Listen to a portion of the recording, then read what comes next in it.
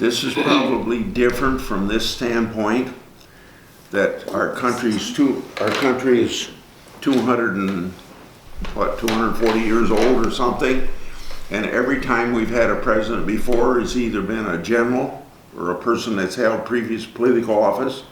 This is the first time a person that's never been a general or held a political office, a successful business person comes in, and even if any of us in the Senate got to be president, there'd still be a long learning curve. I just think there's a bigger learning curve for a person that's never been in government before, and so that would be one difference.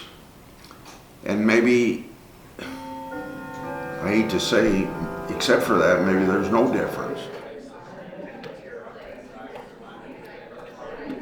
I think there's a lot of excitement actually out there, and we've been able to do a lot of work with the Trump administration where we weren't able to get the same level of response from the Obama administration. So what we've seen so far, just a couple of examples. Sarah's Law is a law that I have been working on, or an act I have been working on with a bipartisan group of members pushing for the importance of ICE detaining illegal immigrants who do bodily injury or cause the death of an American citizen. Another issue that we saw move through the legislature, I worked on a bill which dealt with the waters of the United States. It passed in a bipartisan fashion through the House and the Senate, but was vetoed by President Obama. President Trump took up that issue and actually has started the process of rolling back that regulation. The president has made a commitment to involve Republicans and Democrats at the White House, and that's really exciting because we're all working together. To say that they started off with a bang, it's like an understatement. They are doing executive orders and making changes and nominations and trying to roll out a lot of things all at once. I think the Obama administration, if I compared with them, was a lot slower. I think the relationship with the White House, it's what has changed a little bit. I do know that the Trump administration has wanted to shake up things a little bit. They have given White House credentials to some outlets, and so some people may object.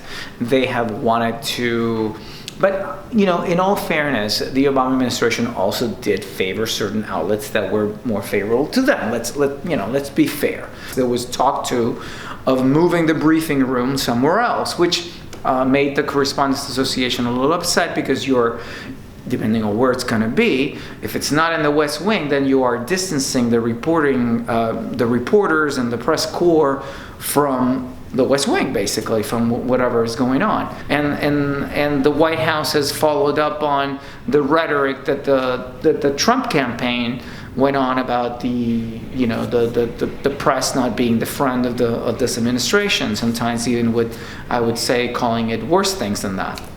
Overall, we have had a stronger presence in the White House. And the Trump administration, they've been asking questions to different outlets. Yes, they've been going to some outlets that are more favorable to them at the beginning, but they have been asking other people. And I think, in a way, that can be taken by some as a breath of fresh air. Other people are not very happy with it because basically they're upsetting the order, right? It's very hard to work under an administration that thinks of the press as being maybe their enemy or their opponent. Each person has a little different approach, and for a Republican like me, maybe when you have a Democrat president, it's a little bit different than when you have a Republican president. But most of that is related to the extent to which you interact with a president. But that's kind of natural. You'd expect a Democrat president to work closely with members of his political party, and you'd expect a Republican, but not exclusively. I think it's really shocking people that you have a president that campaigns one way, and a lot of voters don't expect that president to be committed to it so much when he gets in office. And here's a president that made a lot of promises. He's trying to carry them out, and I think it helps the credibility of government when those of us elected try to do in office what we said we were going to do during the campaign.